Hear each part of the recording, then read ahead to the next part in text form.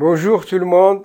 Aujourd'hui, nous allons voir quelques limites. Ce sont des limites très intéressantes. C'est pour cela que je les ai choisies. Alors faites très attention et suivez attentivement. On va l'énoncer. On considère la fonction numérique f définie par f de x égale 1 moins sinus x, facteur de 1 moins sinus au carré x, facteur de 1 moins sinus au cube x, multiplié par, ainsi de suite, 1 moins sinus à la puissance 4x, multiplié par 1 moins sinus à la puissance 5, et ainsi de suite, jusqu'à 1 moins sinus n moins 1 x, et enfin, le dernier facteur, 1 moins sinus à la puissance n x, sur cos à la puissance 2n x. La première question posée, c'est de montrer une limite. Premièrement, montrer que limite de 1 moins cos à la puissance k t sur 1 moins cos carré t, quand t tend vers 0, est égal à k sur 2. K est un entier naturel. Comme d'habitude, on va remplacer t par 0. La première des choses à faire. Alors, cos de 0 c'est 1, 1 à la puissance k c'est 1, 1 moins 1 c'est 0. Cos de 0 c'est 1, au carré c'est 1, 1 moins 1 c'est 0. 0 sur 0 c'est une forme indéterminée. Donc, il faut d'abord enlever l'indétermination. Mais nous allons partir de ce membre, du premier membre, pour arriver au deuxième membre qui est k sur 2. Limite 1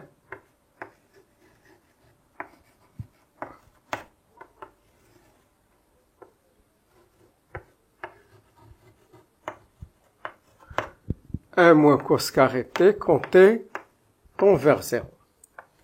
Alors généralement pour se débarrasser de la forme indéterminée, on va essayer de factoriser le numérateur et factoriser aussi le dénominateur. Alors, on peut factoriser le numérateur. Ça nous donne 1 moins cos t. Vous connaissez déjà. Ça donne 1 plus cos t plus cos carré t plus cos au cube t plus cos à la puissance n moins 1 t. Quand t tend vers 0, donc 1 moins cos carré, c'est une identité remarquable aussi. 1 moins cos t, facteur de 1 plus cos t. Donc, on peut simplifier 1 moins cos t avec 1 moins cos t. Qu'est-ce qu'il nous reste? Il nous reste limite quand t tend vers 0. Donc, il nous reste 1 plus cos t plus cos carré t plus cos à la puissance n t sur 1 plus cos t. Maintenant, je vais essayer de remplacer par 0. Donc, cos de 0, c'est 1, 1, 1, 1. Tous les termes sont égaux à 1. Ici, cos 0, c'est 1, 1 plus 1, c'est 2. Donc, ça va nous donner 1 plus 1 plus 1 sur 1 plus 1. Donc, comme vous voyez ici, il y a, si je dis 1 plus 1, ça donne 2 fois 1. 1 plus 1 plus 1, ça donne 3 fois 1. Donc, jusqu'à k, ça nous donne k. Donc, c'est égal à k sur 2. Limite de 1 moins cos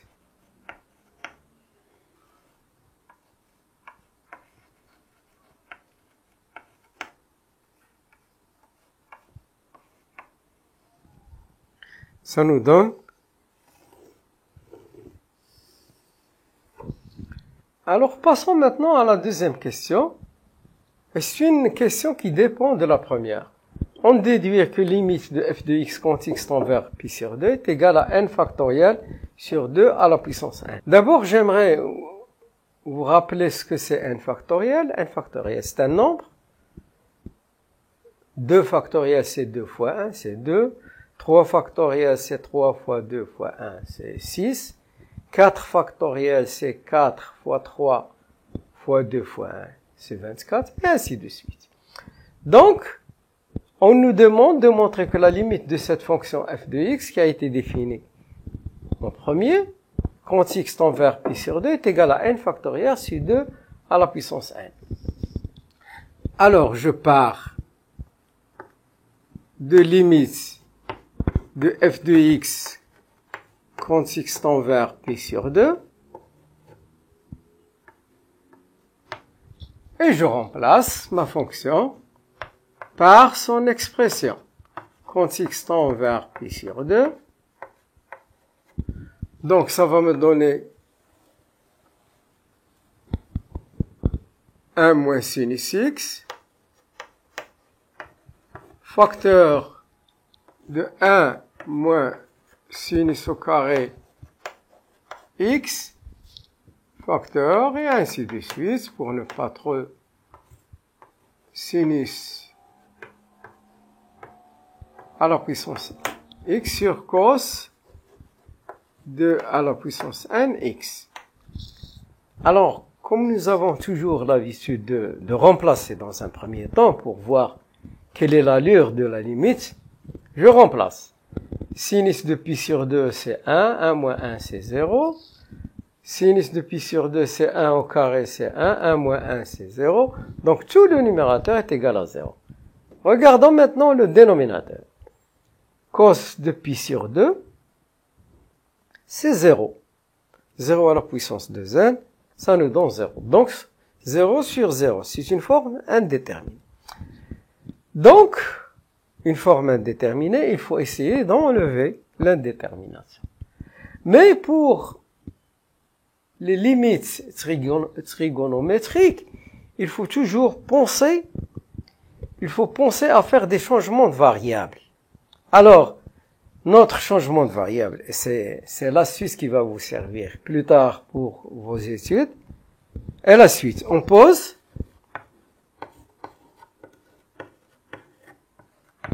x égale pi sur 2 moins t. Si x tend vers pi sur 2, alors t tend vers 0. Comment? Si je remplace x par pi sur 2, pi sur 2 moins pi sur 2, ça donne 0. Point t égale 0, ça veut dire t égale à 0. Donc, c'est le changement que je vais entreprendre. Alors, je continue toujours, limite. Donc, 1 moins sinus de pi sur 2 moins t, facteur de 1 moins sinus au carré pi sur 2 moins t, et ainsi de suite.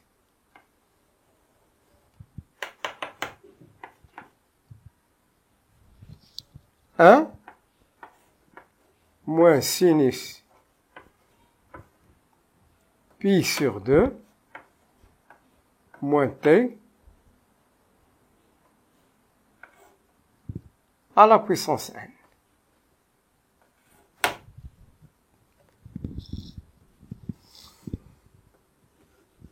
Cos pi sur 2 moins t.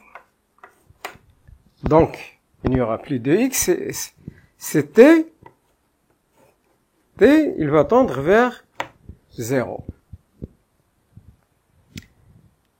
Vous connaissez les propriétés du sinus et du cosinus. Regardez, si pi sur 2 moins t, ça va nous donner cos de t. Donc, je vais remplacer. Ça va me donner limite. Donc, ça va me donner 1 moins cos de t.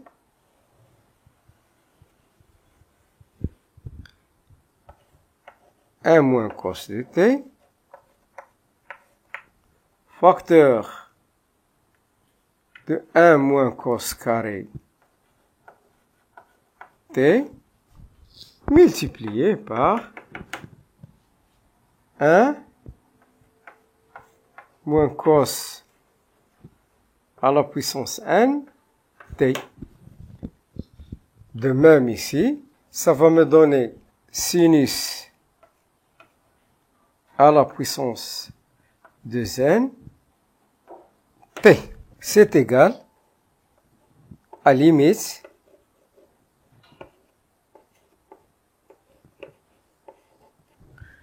donc ça va me donner, donc jusqu'ici tout est clair. On a utilisé les propriétés trigonométriques. On a fait un changement de variable. Le reste, ça devient du calcul.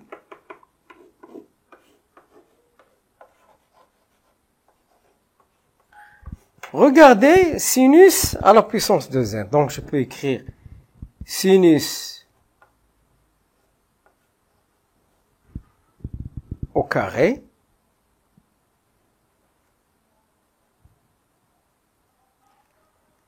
t à la puissance n.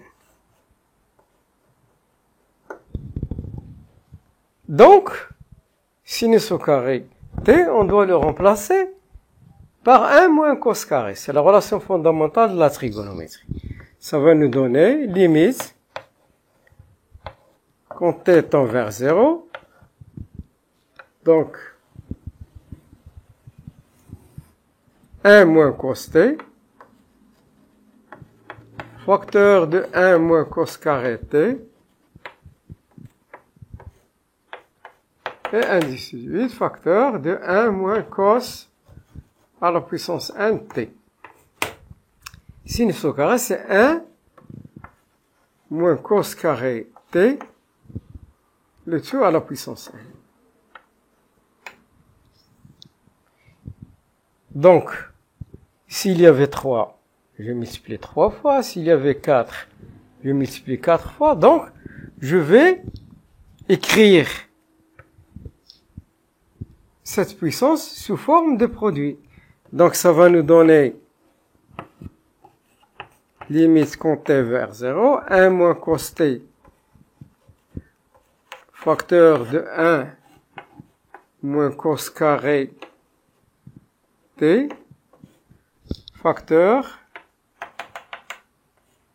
1 moins cos à la puissance n t. Donc, et celui-là, je vais l'écrire 1 moins cos t,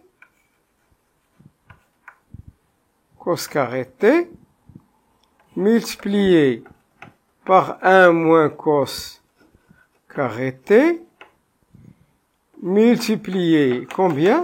N fois.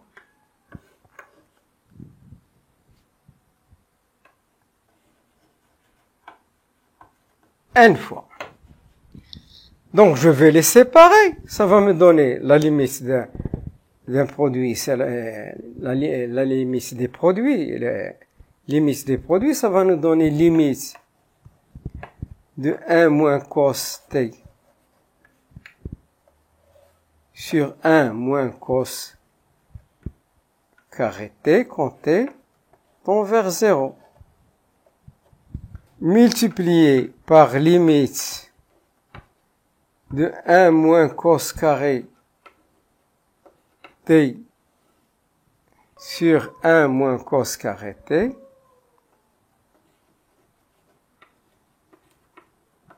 multiplié, il y a un troisième, quand t tend vers 0, multiplié par limite de 1 moins cos à la puissance nt sur 1 moins cos carré t quand t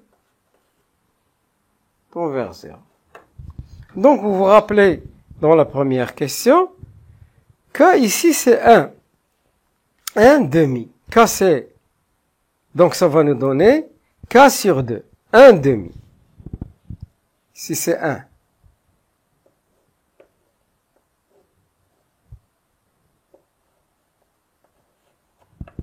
Le suivant, K c'est 2, 2 demi.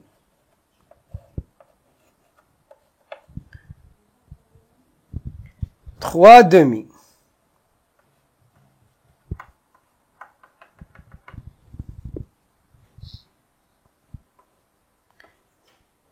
N sur 2.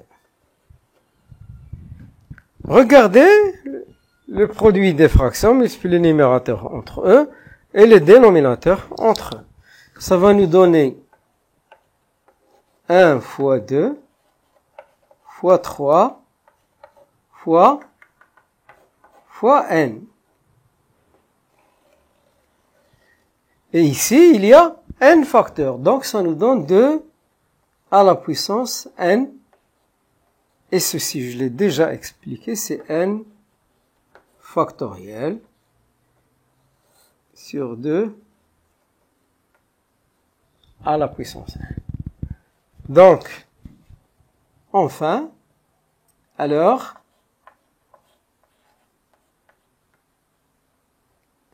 limite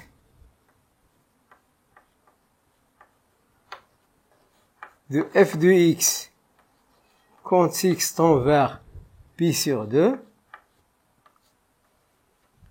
est égal à n factoriel